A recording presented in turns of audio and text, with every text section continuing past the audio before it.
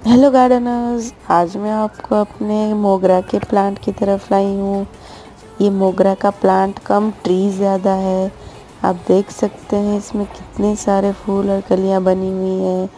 ये एक ट्री के रूप में है। इसको हमने प्रूनिंग करके इसको एक ट्री के आकार में दिया था।